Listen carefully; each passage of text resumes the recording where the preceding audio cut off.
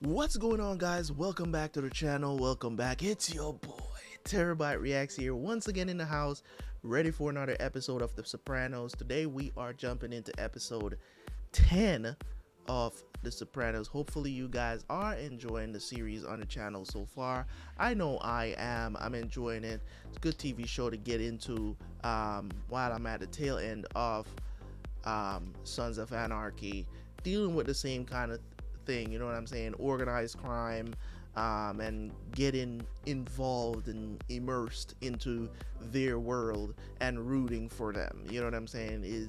It's a weird situation to be in because nobody watches these shows and be like, yeah, the cops should get them. You know, you root for them because you get so used to them and you kind of put yourself in their place, because we're being introduced into the show, into their life of crime. Like, you're not out there be like, man, the cops should get them. You know what I'm saying? You don't root for the cops when you watch shows like this. You just don't. I don't know why. It's like a freaking anomaly. Not anomaly. No, it's not an anomaly. It's like a oxymoronic situation, right? Where it's just like, it's like you should not be rooting for them, but you are. And it's like a confusion to the brain. You know what I'm saying? That's why TV and you know, fiction is so awesome, because it kind of immerses you into a world that you're normally wouldn't be okay with. You know what I'm saying? So pretty cool stuff. So amazing show so far. Anyways, guys, if you have not, I don't know why you have not yet, but if you have not signed up for the backup channel yet, please, the link is down in the description. Make sure you're subscribed to the channel. If you are already on Terabyt Reacts and Gaming, just hit the subscribe button, man. It ain't that big a deal. You know what I'm saying? Just hit the subscribe button. There's more Sopranos to come. We got 6 seasons to get through, okay? And if you want to watch season 1 early, or the rest of season 1, make sure that you go over to the original channel and sign up for the membership. All of season 1 is already over there for early access. So thank you guys so much. We're gonna jump into episode 10, and I will see you guys at the end for the review.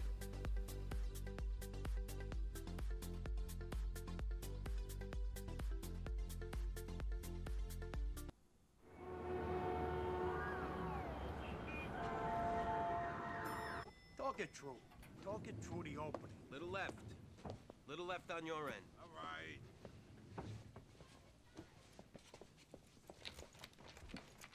Open the door. Any hinky shit, you'll be refrying beans with Pablo Escobar again. This is all a message to your friends. Stay away from Port Newark. Don't even drive out to Jersey. Not even on Sundays. They've been told. Twice. Now I'll tell them. Here. Holy shit. Bingo! We can't fit all this shit in a carton. Fucking crackheads and their small bills. We go. Fresh champagne, gentlemen. Oh, that's beautiful. Oh, I love a mixed salad. I could stare at it for hours. Score like this happens once in a lifetime. Gotta make this work for us, out in the open, legit. But a nice IPO, keep it spinning, live off the juice. IP who? Yeah. IPO, initial public offering, stock. We gotta find some insider market trading shit. Where's my baby? Where's my baby? Paulie, baby, get that big dick in the jacuzzi now. Oh. Take it off. Huh? Gonna celebrate, just me and Adriana. Mother of mercy. Could this be the end of Rico? Maybe. Just maybe. Have fun. Hello, bro. Yeah, say hello to your girl for me. Yo, Hairnet Central, what am I back here, Mark Furman? Hey, you a dick, man. Chill. It's fucking discrimination already. Hey.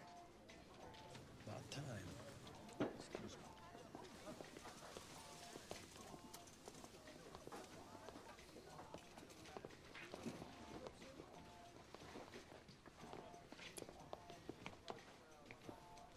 Bold men make bold statements. Why they send you over? I'm looking for a burger, not converted rice. Your woman looks embarrassed. Come on, now. Give me a couple of burger baskets. He's only bold because he see me hooked up with the Tony Soprano crew.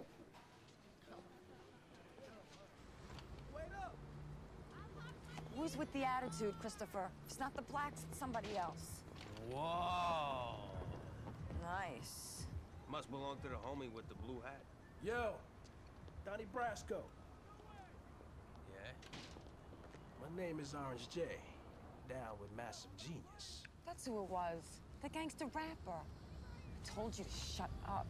We're having a party at G's crib, Inglewood Cliffs. You interested? And I get served with black-eyed peas tomorrow? Yo, I know what time it is. Master's heard of the fucking crew you with.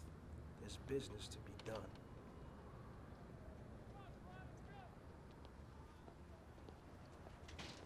Whoa!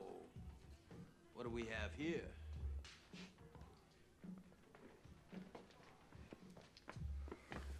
You like that shit? Christmas present to myself. Isn't that a sight to behold? I do so love a good firearm in my hand.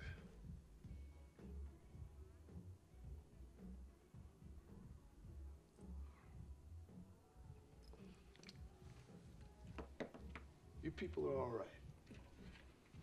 Godfather, I've seen that movie 200 times. Godfather 2 was definitely the shit. The third one, a lot of people didn't like it, but I think it was just misunderstood. So what kind of business you want to discuss?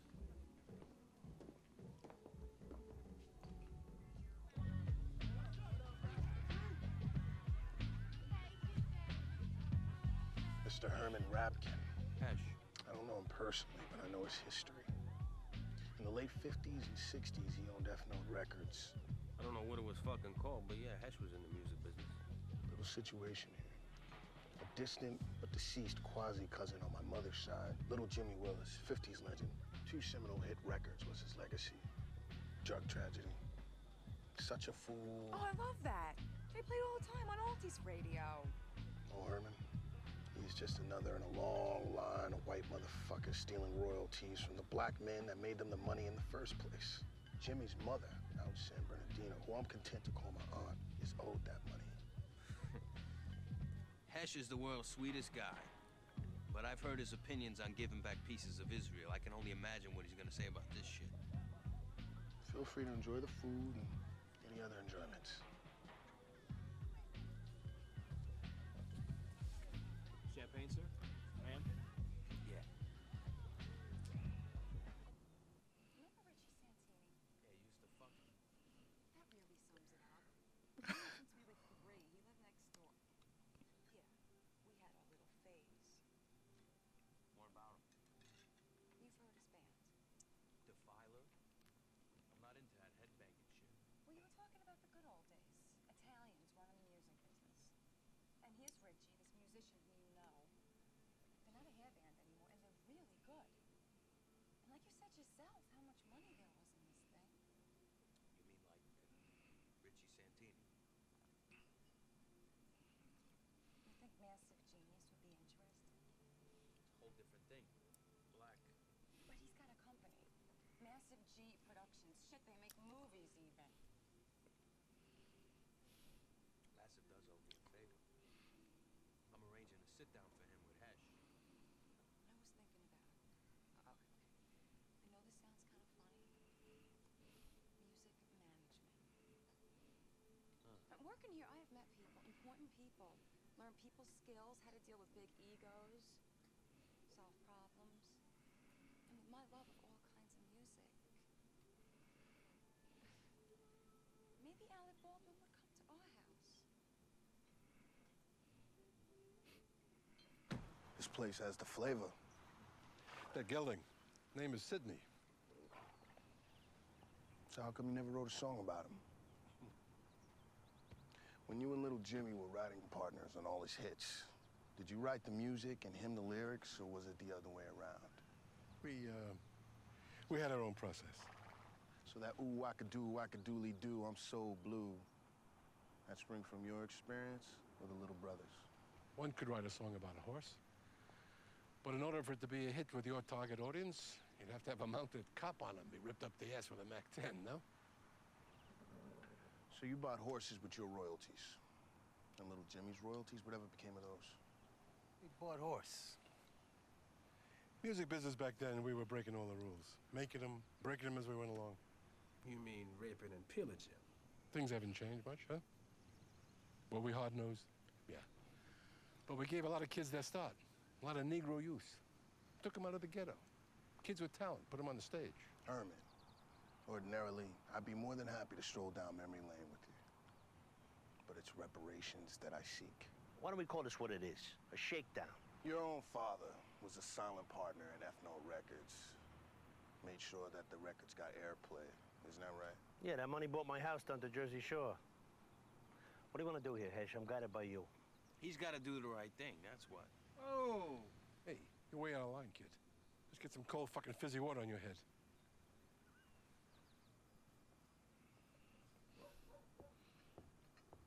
Thank you, Jen. Let's get right to the point, huh? What's in this for you? If you read Chuck D's book, you know that he advises that reparations be made by the Jewish studio moguls in Hollywood on account of the way black folks have been portrayed in film. Now, it's only germane to this argument in as much as I feel that the grievances in the music business are far worse. You're talking to the wrong white man, my friend. My people were the white man's nigger when yours was still painting their faces and chasing zebras. As far as Louis B. Mayer is concerned, what are you, fucking nuts? My lawyers have done a little research. I think that the final figure is somewhere around $400,000. Now, a cashier's check made to a Mrs. Idella Willis will set the record straight. For what?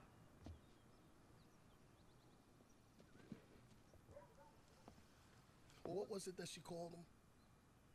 Oh, yeah. That nice man, I think she said.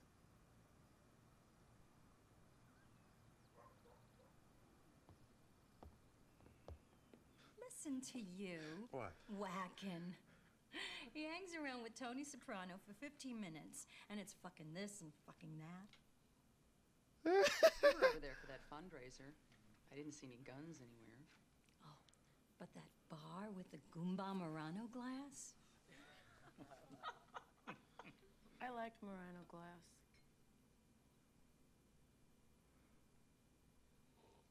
Those Monte Cristos? What do you say? After dinner?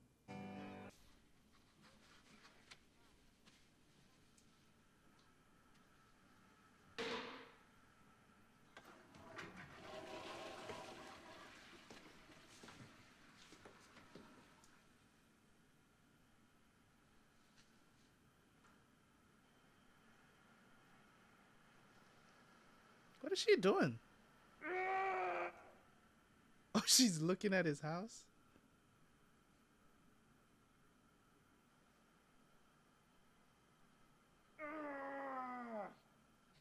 I don't know. What? Richie, guy's 30, still lives with his parents. It's because of the accident. Richie had third-degree burns from trying to grill that trout with a downed power line. At the same time, being electrocuted turned his life around. Well, you did some ace fucking selling. You think? Yeah, thing is, though, music is not something you can hold in your hands, you know?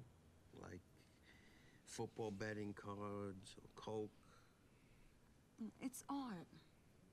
Barry Gordy, or whatever, he had to see it in the Supremes. It's an instinct. I see it in Richie. Yeah, probably is. I'm really fucking doing it. And it's all thanks to you. She trying to Make be a demo manager CD out like here? Massive advised, and then, yeah. My wife thinks I need to meet new people. So? Come on, you're Italian. You understand. Guys like me were brought up to think the Menegan are fucking bores. The truth is, the average white man is no more boring than the millionth conversation over who should have won, Marciano or Ali. So am I to understand that you don't consider yourself white? I don't mean white like Caucasian. I mean a white man, like our friend Cusimano. Now, he's Italian, but he's a Menegan. It's what my old man would have called a Wonder Bread wop. You know, he eats his Sunday gravy out of a jar. You seem to want to branch out. What's stopping you? The guys, you know, what they think if I started hanging out with the Menegan.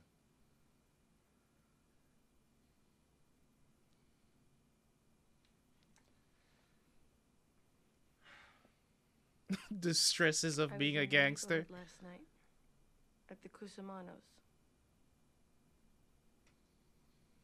Oh, yeah? Dinner party. Should've stopped by. Live right next door. That wouldn't be appropriate. You didn't hear any strange noises last night in your neighborhood?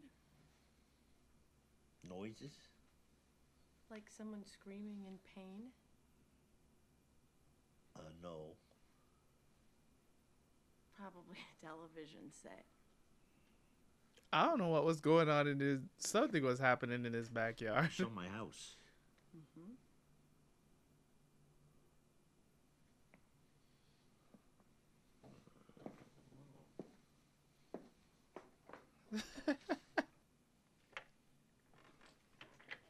Okay, we're bagging it. We should have bagged this 2 days ago when it was fucking perfect. I wish I had thought of that. It's good. You know, not bad. I think it's as good as we're gonna get right now. Oh, it wasn't too bad. It was kind of good. Hey. Whoa, whoa, whoa. What are you saying? Is something wrong? No, I'm sure we're all trying our best here. I just think we hit a brick wall. Maybe some rest. Hey, fuck that. I paid for 3 days studio time already. It's only gonna cost me more money to pack it up and come back in again, isn't it? I don't get it. We got through the instrumental tracks with no problem. Fucking beat. Hey, what do you say we finish this shit, all right? 3 days now we've been slamming our hams. Look, Kinko's gave me 5 days off. It's not the end of the world. Kinko's? Buddy, this is costing me $300 an hour. Here, try this. Dude, I don't do drugs anymore, okay? Well, hats off. But for all the dynamic excitement in these songs, maybe we should get another down power line in here, let you suck on. Christopher! Look, what you just heard was our balls out, most introspective song. It's not supposed to rock. Yeah, it'll probably be our first single. No, dude, second. Sharon's chair will be the one that busts out. I like Melt. Come on, go shoot the crank. Let's wrap this up, all right? What? You heard me. Spike up. No fucking way. Christopher, I am producing these sessions. Go take the fucking drugs. I'm not fucking around anymore. Look, the problem, Christopher, is that the bass and the drum tracks were mic'd wrong from the fucking beginning. Whoa, hey, king of rock. You're out of your depth. Look, let me tell you something, dude. Thank you, but I've recorded in Denmark. Okay. You wanna know what the problem is? I've recorded Where are in the fucking Denmark. choruses? How All dare your you? songs, you got no choruses. Your choruses are basically just another verse. I mean, what happened to She Loves You, huh? She loves you. Yeah, the song started with the chorus. There is structure. That's how you build a song. The Beatles, the Beatles, the Beatles. Look, that's been 40 fucking years now, and this makes me fucking sick. What is he, nuts? Fuck this, man. Where you go? I'm going to AA, you fucking jerk off. Get back to work. Christopher! Ooh, okay. Huh? Okay. Come on. Ooh, Come on. Big man, Yeah. huh?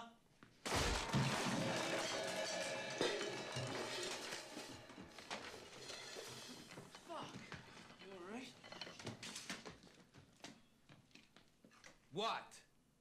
What? Get back in the booth. Christopher is. So we take it from the top. We'll use the ukuleles. I can't believe you. Whoa! Whoa! Whoa! It's a lily. Now that's a shot. Ball runs like a frightened fawn. WC Fields. That thing's still running. I gotta tell you, this is a nice place. Didn't I tell you? You know, we ought to see about making you a member. Tony, you ever play that place in Orlando? No, I never get down there. Well, Disney World. You know, Al's place. Mount Plymouth. Al Capone built it. Oh, shit. Capone was a golf fanatic, that's right. So you guys watch A&E. Tony, let me ask you a question. And now, if I'm stepping on toes, tell me. How real was The Godfather?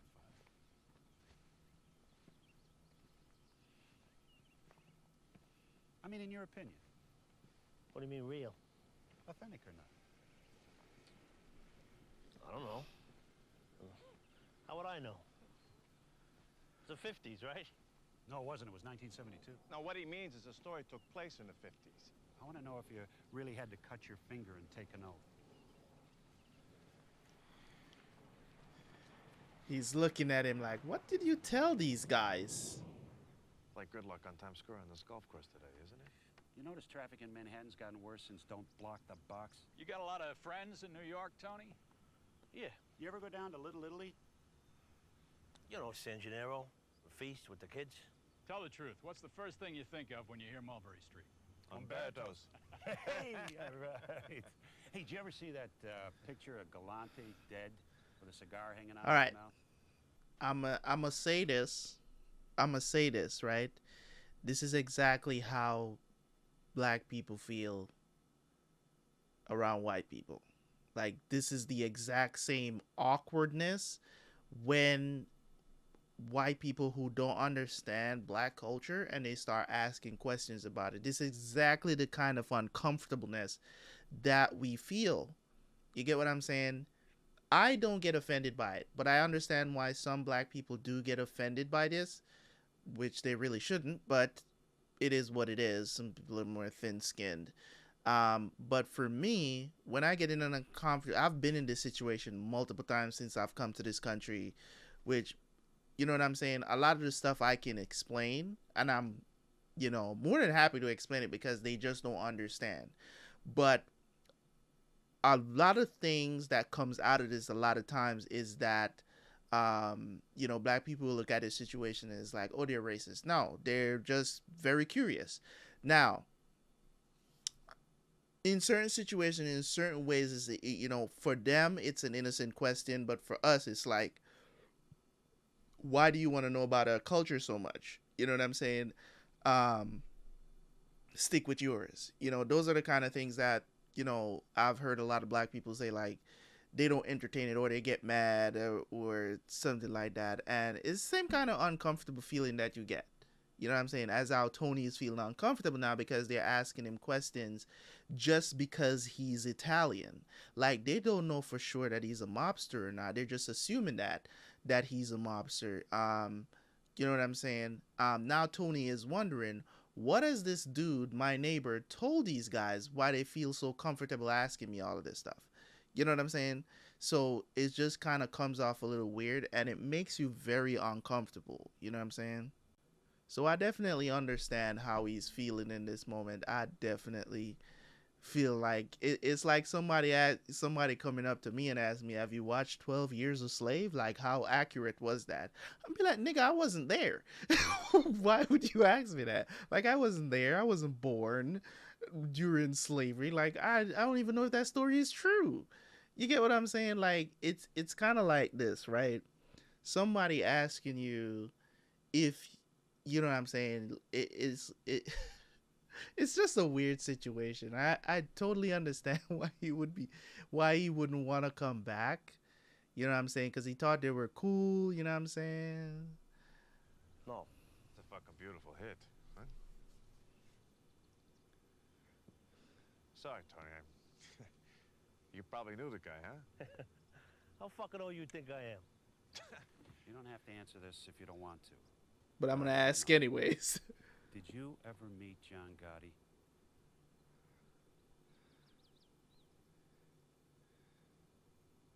Yeah. I knew John.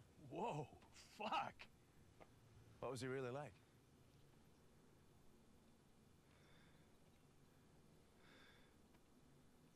Remember Bungalow Bar? The ice cream trucks? Like good humor. Except the trucks, they had their bungalow roofs on. He's telling them a story. Silent partner and all that thing? Yeah, I don't know nothing about that. Just know that when a company folded and they were auctioning off the last Bungalow Bar truck, one with the peaked roofs, you're right, Coos. Goose. Well, they were auctioning off the last Bungalow Bar truck, and I wanted it as a souvenir. Gotti outbid me. Gave me a ride home. You know, he rang that bell the whole way home.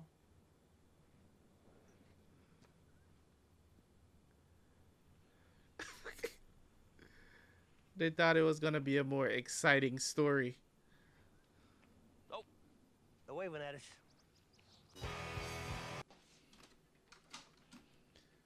This nigga just made a song saying meow. Okay. First of all, you saying meow on the track, I can't take you seriously as a I dude. think it's not good. Want to be a little more specific? There's good and there's not good. This is not good. Okay, maybe it's not your era. No offense. But... Music is music. Talent is talent. I don't care who you are. And I've seen them all. I saw heavy metal invented by Hendrix at the Cafe Wa. Kid just came out of the army. I said to him, kid, I don't know what you call it. Talent, charisma, magic, but you got it. These kids, they don't. Sorry. You're just pissed that I went against you at the sit-down. Come on, get the fuck out of here and stop wasting my time. This Vito is a great fucking guitar player, Hesh. Fine, great. He's a great guitar player. However, there's one constant in the music business. A hit is a hit, and this, my friend, is not a hit. Why? Christ, for reasons we couldn't comprehend or codify. You pathetic schlepper. Fucking Massive is a genius, so what the fuck was he talking about?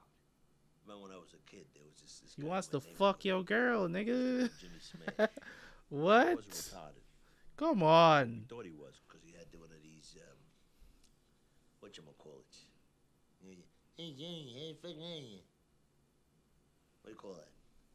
Cleft palate. Yeah. Well, we was kids, right? So, you know, what the hell do we know? Every time he opened his mouth, we'd piss ourselves laughing. But Jimmy didn't mind because he got to hang out with us. You know, popular crew. Although we only called him when we were bored. Call him and say, hey, Jimmy, sing Mac the Knife. And because he wanted to hang out with us, he'd belt it right out. Yeah, yeah, yeah, man. We fucking roll on the floor laughing. And then, you know, when the laughs got old, we stopped calling him. It wasn't until years later that I found out that the poor prick was going home every night and crying himself to sleep.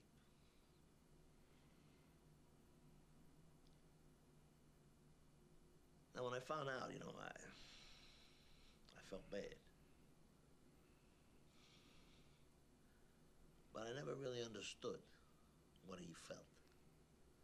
To be used, you know, for somebody else's amusement, like a fucking dancing bear. Till I played golf with those guys. Well, you thought Cusimano was your friend. You live, you learn.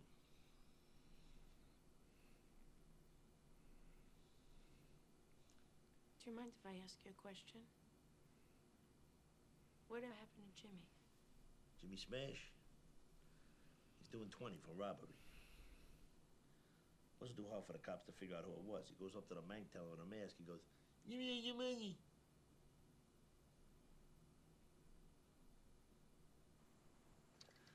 Good morning, Herman. I'm listening. Good. Wouldn't want you to miss anything I have to say. I've been thinking about it a long time. Go on.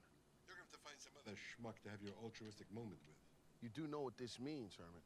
Stupid enough to say it over the phone. Let's hear it. I don't threaten, Herman. I act. Genius. You're getting yourself in way over your head here. Why don't you think about backing up a little bit? You know, let sleeping dogs lie. Hey, Soprano. Let me share with you what I suspect about this gangster rap shit. I think you probably got a degree in sociology from the city college. I grew up in the projects. Delta 13. Killed a man. Later on, I got a degree. But urban planning. We were close. Now, when it comes to which is mightier, the pen or the motherfucking sword, I let the situation dictate. Don't press it. I'm gonna do my part to keep Mr. Rapkin's people working. What's that supposed to mean? Expect to hear from Goldstein, Baum, and Warrenov. They'll be representing Miss Willis in the lawsuit. You gonna sue? With what I pay in retainers? Fuck yeah. I hear that. Yeah, well. Listen, Tatala. Be advised that on your Artist Scratcher's last single, you sampled a backing vocal from the Chablis' 1968 song Riff With It, for which F-Note Records controls the master recording rights. No shit. Yes, shit. I would, of course, have to counter-sue. I'll see you in court. You know how I use the technique of positive visualization? I know you talk about it.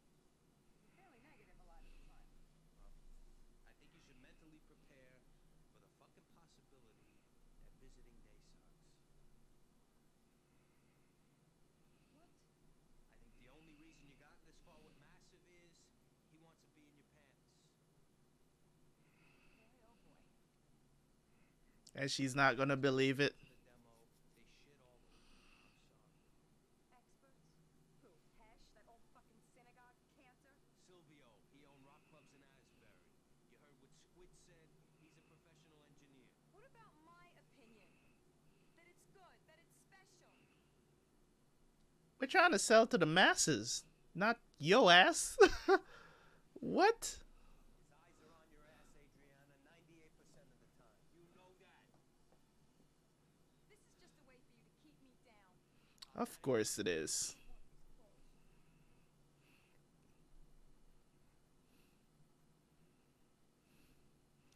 It's a classic example of you can't make a woman happy. But it's a problem that you don't know. Richie, he'll sing anything. You just don't want to believe that I could have a relationship with a man like Massive that wasn't based on fucking. That was based on intelligence, respect, talent. I'll show you.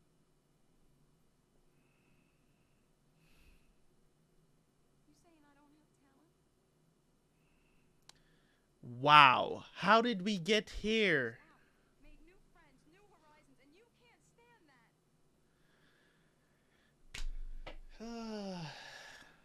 that. Yeah, that's what it is.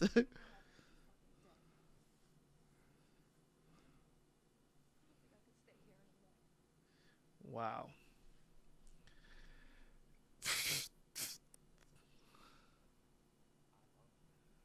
That is such a lie.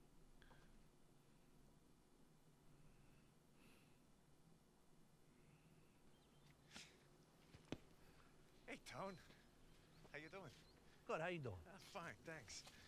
Listen, you know, that nickname. What, Kuz? Kuzamano? It's got that other connotation that... No, not anymore. Listen, pal, be a little solid.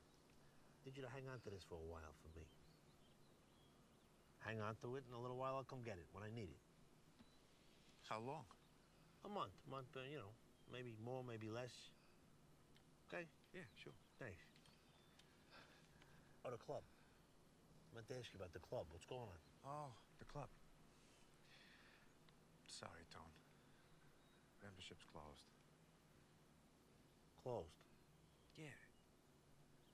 No new members until old members die. Nobody's dying? Nothing anybody can do anything about. No biggie, Kuz. You sure? Thanks. I mean, because... I'll live. That's some bullshit.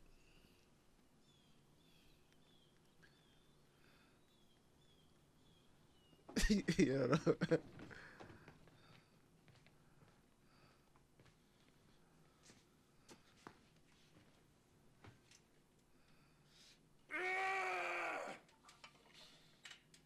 What does he do? Oh, he's pumping iron, that's why.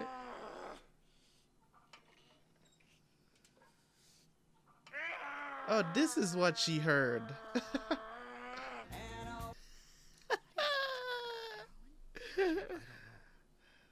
weapon? I don't know. These idiots. Could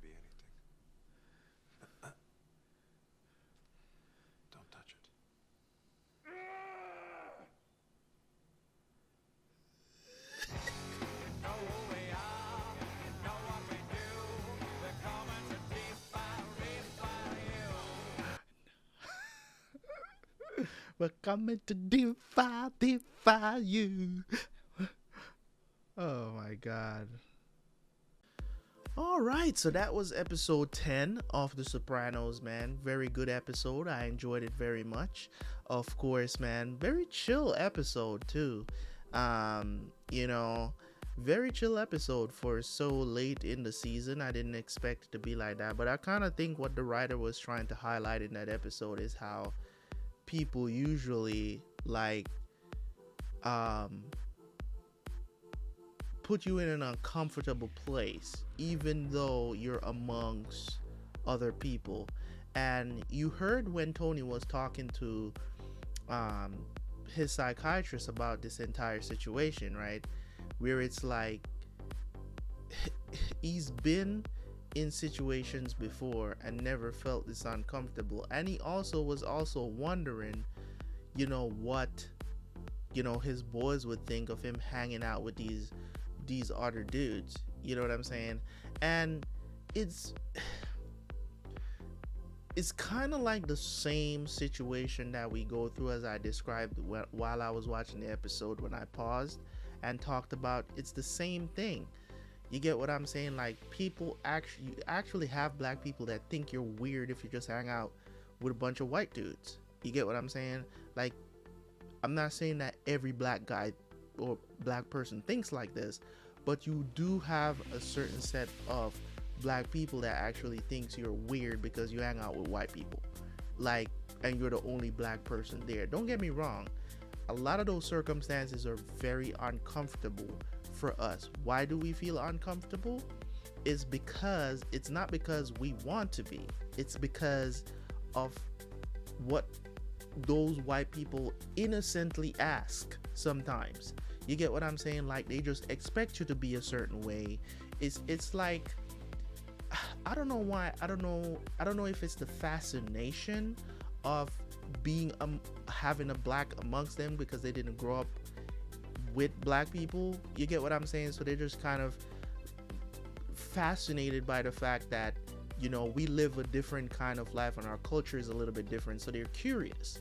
So I just look at it from that perspective and not at the perspective of, like, if they say some wild out shit, like, you know what I'm saying, like, you know, like saying, like asking me like, you know, asking me a question that's like out of bounds, like, you know, like having something to do with prison or something like that.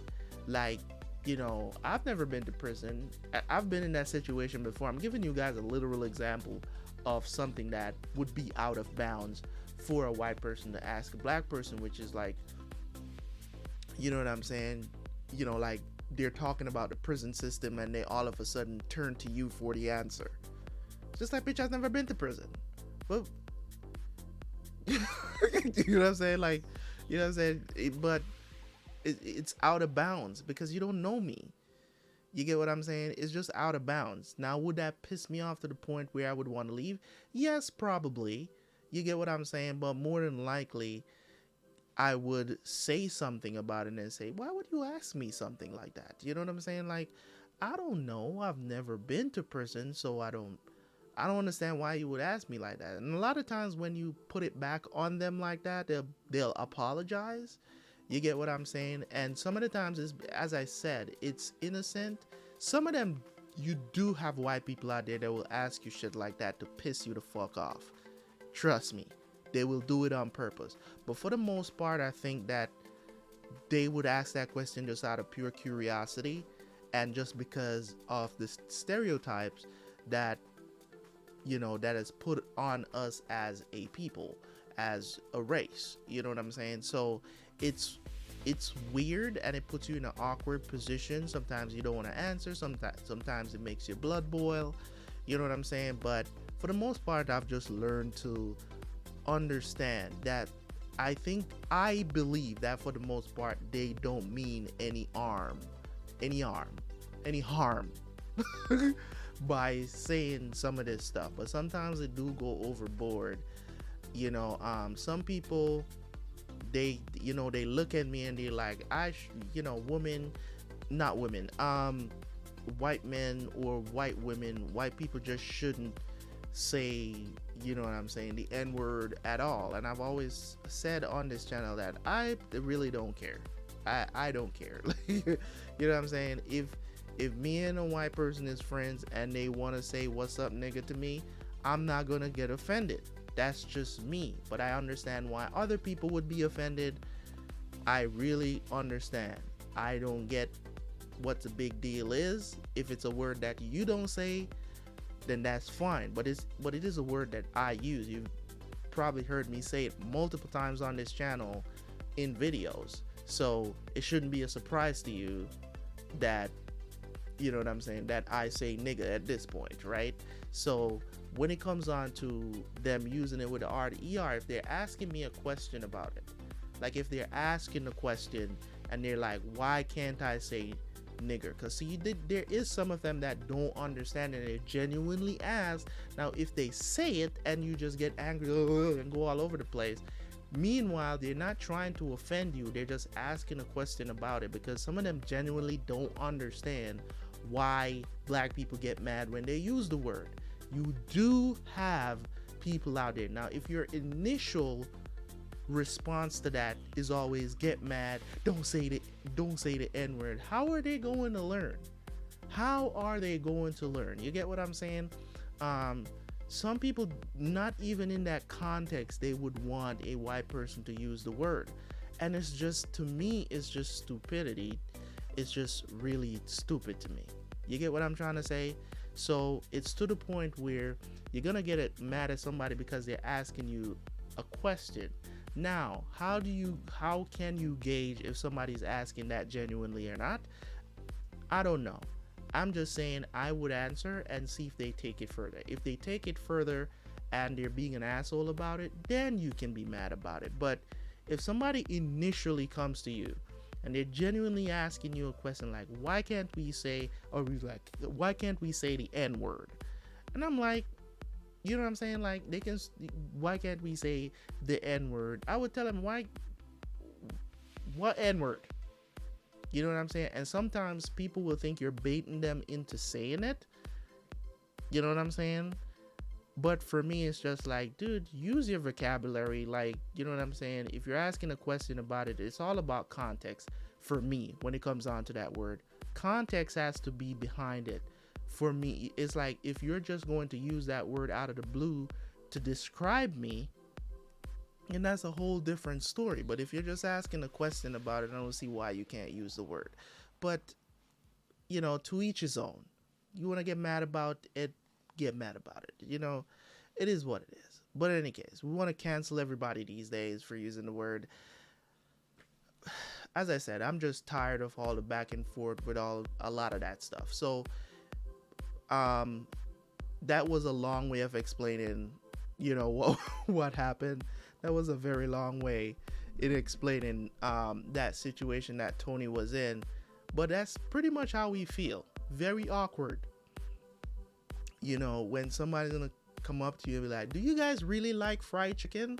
Like, it's like, you don't really know if I like fried chicken or not. You know what I'm saying? But just because I share the skin color of, I'm just like, I would ask them, I was like, do you like fried chicken? And like, I don't know, bro. Like, the world is just so upset over some of the most, I don't want to use the word silly, but it's more of like, you know, it's like you're looking for something to be upset about. You know what I'm saying? And I think a lot of times those questions, it's an awkward situation because you're wondering to yourself, why would you ask me that? But at the same time, I still answer. I don't give a shit. I still answer. I was like, chicken is delicious. Don't you like chicken? You know what I'm saying? Don't you eat watermelon? Right? I don't I don't get why, but it's the stereotype. It's the stereotype. You get what I'm saying? I don't care about y'all. Watermelon is delicious. It's actually one of my favorite fruits to eat. If it is a fruit. I don't even know if watermelon is a fruit. But just saying. But in any case, the whole music situation in this episode was very interesting as well. You get what I'm saying? I think that Gianna, or whatever her name is, needs to calm down, because Christopher didn't mean any harm. He was just telling her the truth. So we'll see how that develops, if she'll come back or whatever when she cools down, or maybe she'll run to Massive G. You know what I'm saying? And get some Massive D perhaps. But who knows? Anyways, guys, gotta move on to the next episode. I think I've talked enough about stuff that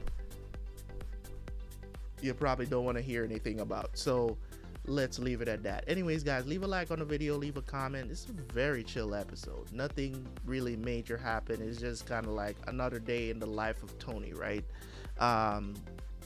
Carmela wants to get into the stock market. That's always a good thing. But I'm wondering if she's keeping that from Tony and trying to like make her own money to, like, you know, leave him or something. I don't know, maybe that's too extreme. But anyways, leave a like, leave a comment. I will catch you guys for the next one. Peace.